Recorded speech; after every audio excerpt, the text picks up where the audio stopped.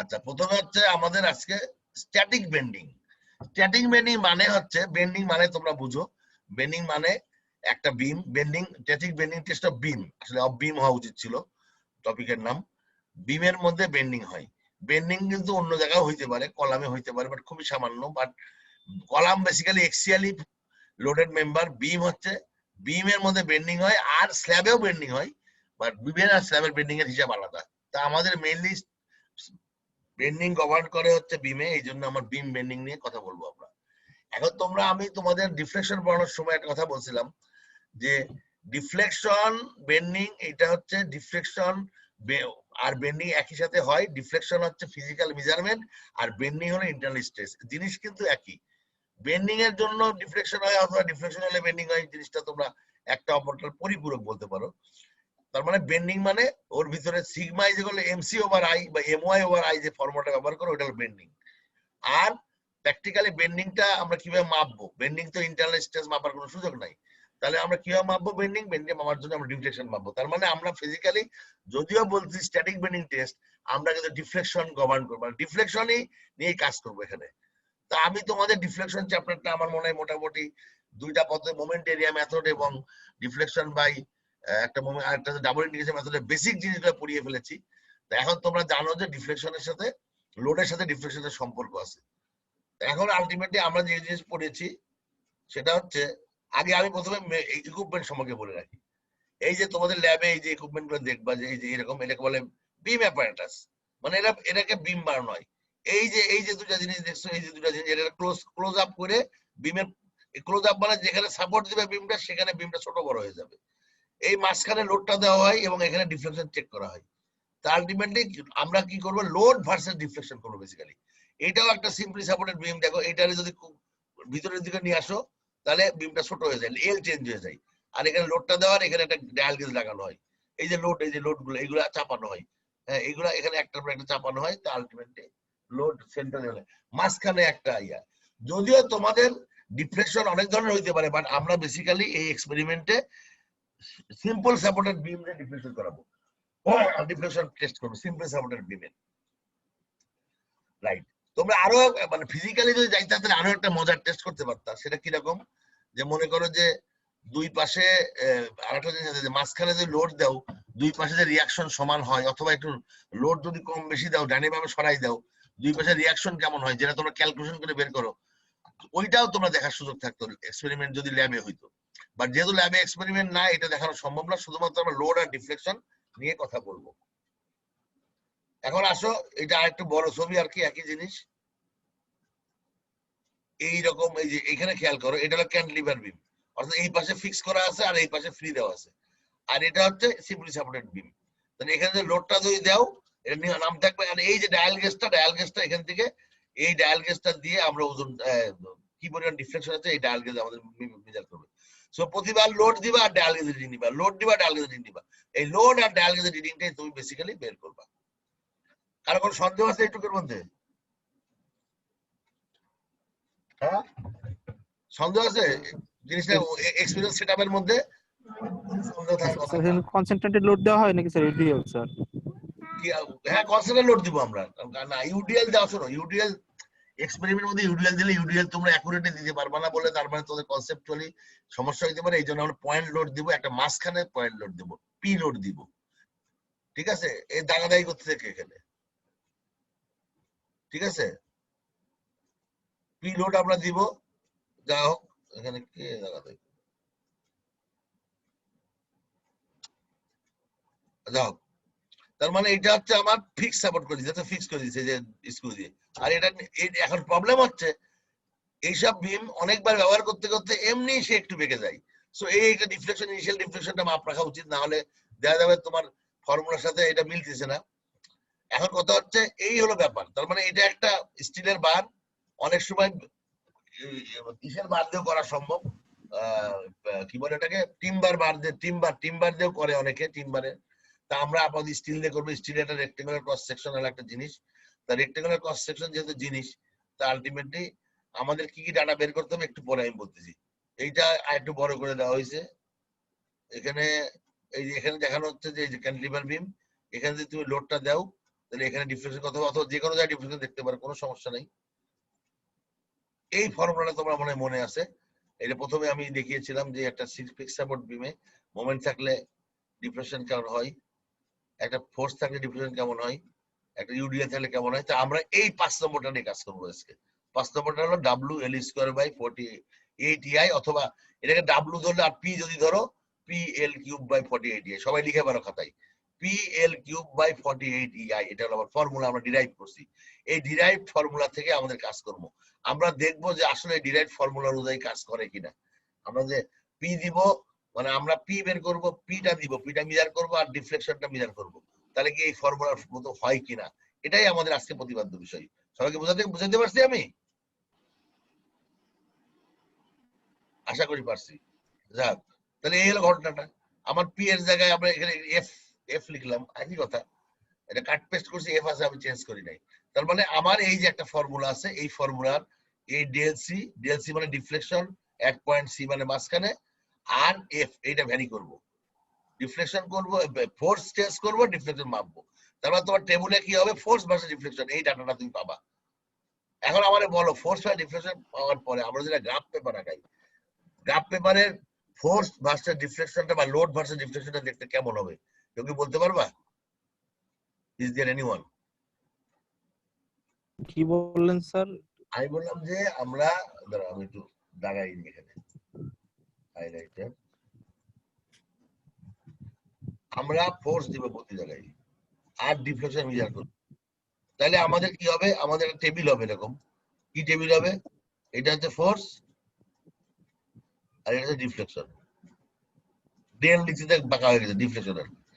তাহলে ফোর্স দিলাম 10 নিউটন অথবা 10 পাউন্ড, ডিফ্লেকশন হলো মনে করো 1 মিলিমিটার। ফোর্স দিলাম 20 পাউন্ড, ডিফ্লেকশন হলো সে 2 মিলিমিটার বা 3 মিলি, হোয়াটএভার কিছু একটা হবে। যাই হোক,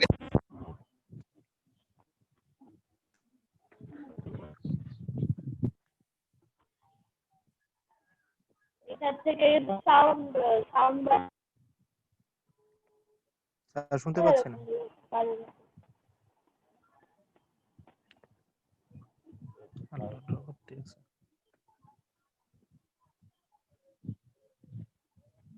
বাকিরা কি শুনতেছিস নাকি?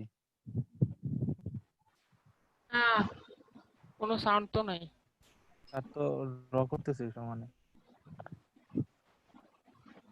স্যার শুনতে পাচ্ছি না আপনাকে। স্যার কথা বলতেছে না। ড্র করে এমনি তাহলে বেটা কথা বলেন। স্যার বলতেছে কথা। এখন কথা বলতেছে না।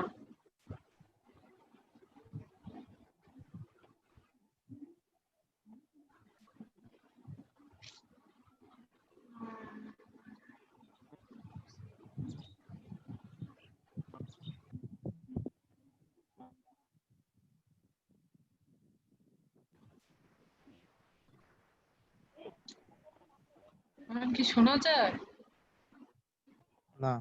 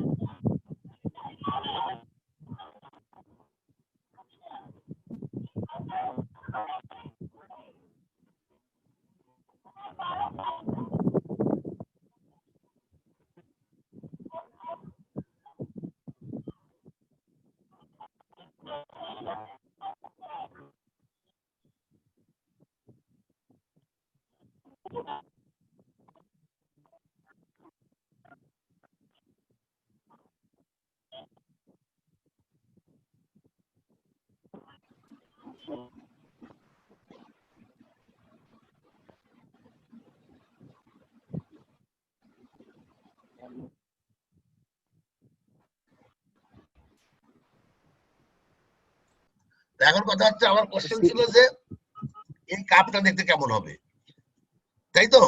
মামুন শুনতে পাচ্ছ? স্যার ক্লিয়ার স্যার, শুনতে পাচ্ছি। এখন এইটা হচ্ছে একটা লিনিয়ার, এটার সাথে এটাও এফ, এগুলো পাওয়ার নাই, এরও পাওয়ার নাই, তার মানে রিলেশনটা কেমন হবে? স্ট্রেট লাইন হবে, সিম্পল লিনিয়ার স্যার। লিনিয়ার হবে রিলেশন। এটা হচ্ছে কোনো সন্দেহ না লিনিয়ার হবে। তো এটা তোমরা জানলা যে আমাদের লোড ভার্সেস ডিফ্লেকশন কাপটা যে আঁকাই, আমরা বললাম যে লোড আর ডিফ্লেকশনের আমরা টেবুলার ফর্মে পাবো, তাই না? টেবুলার ফর্মে পাবো। প্রথমে লোড আর ডিফ্লেকশন যদি পাই আমরা, লোড আর ডিফ্লেকশন পাই, তাহলে এই লোড পাবো মনে করো 10 কিলো নিউটন বা নিউটন, ডিফ্লেকশন 1 মিলিমিটার, এটা 20 পাবো, এটা 2 পাবো, এরকম কিছু একটা পাবো। তারপরে এটার উপর ভিত্তি করে আমরা একটা মানে পয়েন্ট গুলা প্লেট করবো, করে পয়েন্ট গুলারে বেস্ট ফিট কার্ভ হিসেবে সেট করবো। বেস্ট ফিট মানে কি? প্রত্যেকটা পয়েন্টকে টাচ করে ম্যাক্সিমাম ভাবে টাচ করে যেন এইভাবে একটা কার্ভ তৈরি করবো। এটা ক্লিয়ার? Right sir, clear. তার মানে এটা কিন্তু আমরা করবো এটা দিয়ে। তার মানে আমার ভ্যারি করবো কি, দেখো সব এল ফিক্স, এল ফিক্স মানে এলটা মাপে নিবা। তাহলে ডাটা কি কি লাগবে তোমার? দেখো তোমার এই এল ডাটাটা লাগবে, তারপর কি লাগবে? ই লাগবে। ইটা তোমরা ধরতে পারো স্টিল যেহেতু 29 × 10⁻³ 29 × 10, আমি জানি না কিসে করবা তোমরা, 10⁻³ KSI অথবা 6 PSI অথবা 200 GPa। সো মিলিমিটারে করবা না নিউটনে করবা, সেই হিসাবে তুমি ই এর মানটা ধরে নিবা। আই এর মানটা তোমরা জানো, ওই যে আমি দেখালাম আগের ক্লাসে, এটা বিআরএইচ নিয়ে নিবা। যে ক্রস সেকশনটা আছে অর্থাৎ যে আমরা বিমটা ব্যবহার করতেছি ওই বিমটার বিআরএইচ তোমরা নিয়ে নিবা। তাহলে BH3/12 পেয়ে গেলা, তাই না? BH3/12 না মোমেন্টাম ইনার্সিয়া, BH3/12। এখানে কিন্তু বিটা হবে বড়, এইচটা হবে ছোট। রিমেম্বার এটা কিন্তু থিকনেস কিন্তু মানে এরকম 3 ডাইমেনশন, তো এটা জিনিস এরকম একটা জিনিস না, খুব সামান্য এরকম একটা জিনিস। তাহলে এইচ কিন্তু এইটা আর বি কিন্তু এইটা, মনে রাখবা। বিমের মতো না, বিম নর্মাল যে আমরা যে নর্মাল যে বিম গুলা করি, বিম কিন্তু খাড়া হয় বেশি, বাট এখানে কিন্তু আমাদের এক্সপেরিমেন্ট সেটআপটা এমন যে আমার বিটা বড় এইচটা ছোট, এটা মাথায় রেখো, উলটপালট করো না, তাহলে কিন্তু অঙ্ক মিলবে না পরে। সো এটা আমরা বড় এই ছোট স্যার। আরে ভাই তুমি যখন মানে একটা স্কেলটাকে যদি তুমি মানে বড় দিকটা নিচে রাখো আর ছোট দিকটা উপর রাখো, তাহলে তো বাঁকবে। কোন দিক বাঁকবে? ছোট দিকটা বাঁকবে না। তো অতএব আলটিমেটলি বিটা বড় হবে। তোমরা মাথায় প্র্যাকটিক্যালি বুঝতে হবে। বি মানে কি? বি মানে বি হলো সেই অ্যাক্সিস যে অ্যাক্সিসে একটা মোমেন্ট হয় বাঁকে, সেটা বি। যাও হতে পারে। আবার ঠিক একই ভাবে এক্সপেরিমেন্টে ক্যান্টিলিভারে করতে পারে। ক্যান্টিলিভারের জন্য ফর্মুলা আছে, দেখো এটা এফ আর ডেল। আর তোমাদের কি ডাটা সাপ্লাই দিবে আমি জানি না। আলটিমেটলি এখানে এল এর মানটা জানতে হবে, ই এর মানটা তো জানোই, আই এর মানটা জানতে হবে। এই হলো বিষয়টা। তা আমার কাছে মনে হয় যে তোমরা এই জিনিসটা ক্লিয়ার বুঝতে পারছো। এখন আসো আমরা একটু সামনে যাই। এই যে আমরা কি করছি দেখো, লোড ভার্সেস ডিফ্লেকশন, এই যে দুইটা ফর্মুলা আছে। এটা লোড, এটা গ্রাফ পেপারে এটা দাগ দাও, এটা লোড আর এটা ডিফ্লেকশন, ঠিক আছে? এটা ডিফ্লেকশন, লোড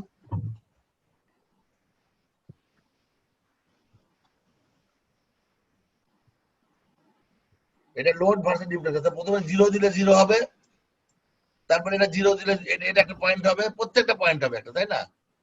প্রত্যেকটা পয়েন্ট হবে। এই পয়েন্টগুলা কি করবা তোমরা? এই পয়েন্টগুলো তোমরা যোগ করো, মানে পয়েন্টগুলো যে পাবা, যে পয়েন্টগুলো লাগে একটা বেস্ট ফিট কার্ভ আঁকবা।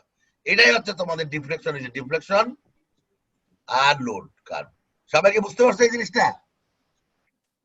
জি স্যার, ক্লিয়ার। রাইট। এখন তোমরা এটা পাওয়ার পরে কি হবে? এই যে একটা লাইন পাবা, এটা কি লাইন? এটা একটা সেন্টার দিয়ে যায় একটা স্ট্রেট লাইন না? এটার ইকুয়েশন y = mx না? এই লাইনটা কি? y = mx। তোমরা এই m এর মানটা বের করবা। y টা হচ্ছে তোমার লোড, x টা হচ্ছে ডিফ্লেকশন। সো m এর মান কিভাবে বের করবা? স্লপ দিয়ে বের করবা। কিভাবে করবা?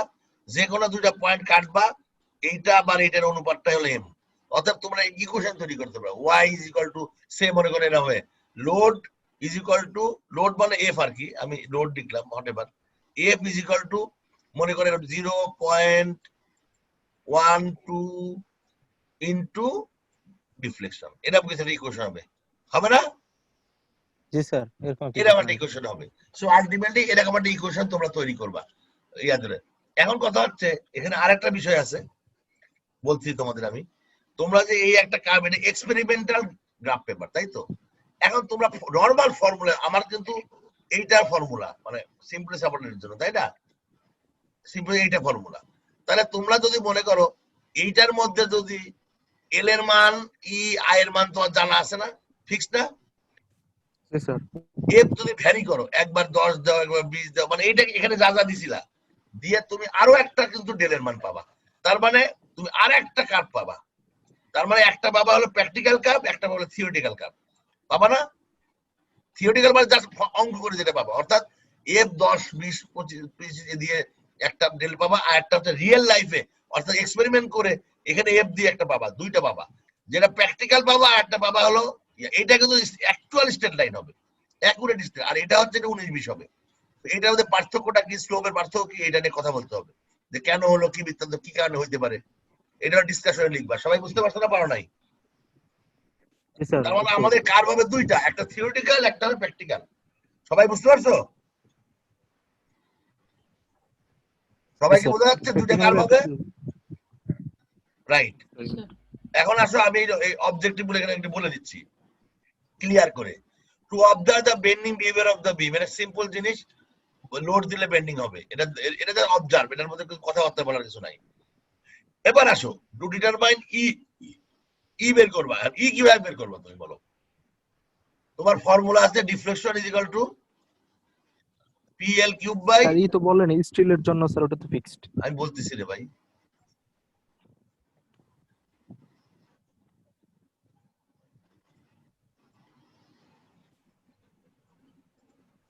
আগের বিষয়ে যাই আমি। এখানে ফর্মুলাটা মনে আছে? ফর্মুলা দেখছো? তাহলে এখন, এবং তুমি একটা ইকুয়েশন পাচ্ছ এখানে, কি ইকুয়েশন পাচ্ছ? Del C is equal two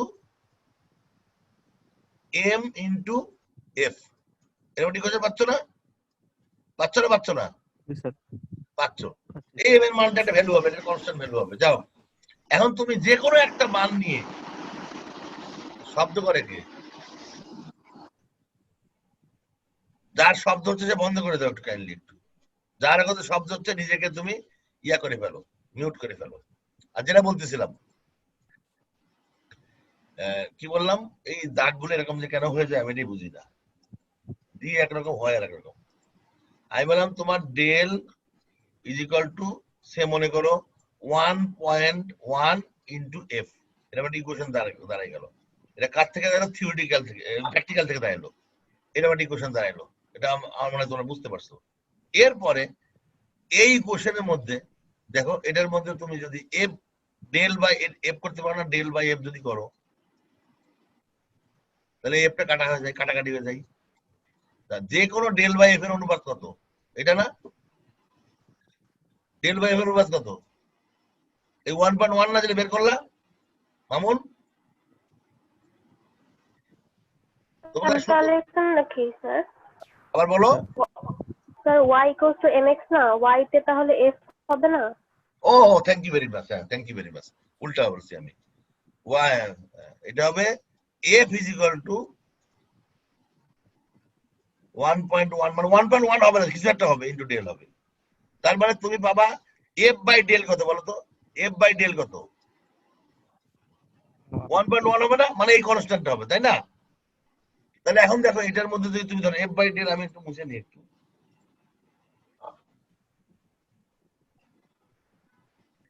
এখন এইটাকে যদি আমরা একটা কাজ করি,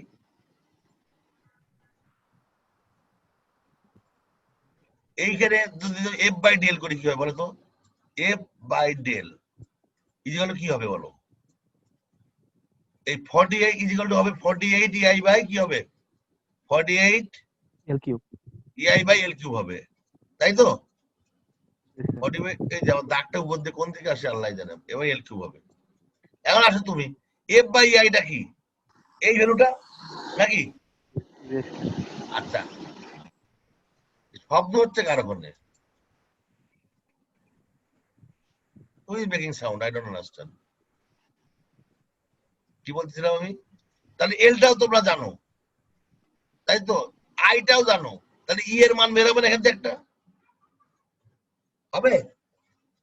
একটা ই তুমি জানো যে ই এর মাধ্যমে তুমি এই যে কার্ডগুলা মানে যে ই এর মাধ্যমে একটা ই তুমি জানো হচ্ছে থিওরিটিক্যালের জন্য, থিওরিটিক্যালি জানো তুমি, এন্ড প্র্যাকটিক্যালি আলটিমেটলি ই কত হচ্ছে এই পুরো এক্সপেরিমেন্টের উপর ভিত্তি করে এটা একটা ই বের করতে হবে। তার মানে এখানে এফ বাই ডেল জানো যেটা হচ্ছে এই ভ্যালুটা, তুমি এল জানো, তুমি আইও জানো, ক্রস সেকশন যেটা জানো আইও জানো, তোমার এখান থেকে ই বের হবে। তার মানে তোমার দুইটাই পাবা, একটা হচ্ছে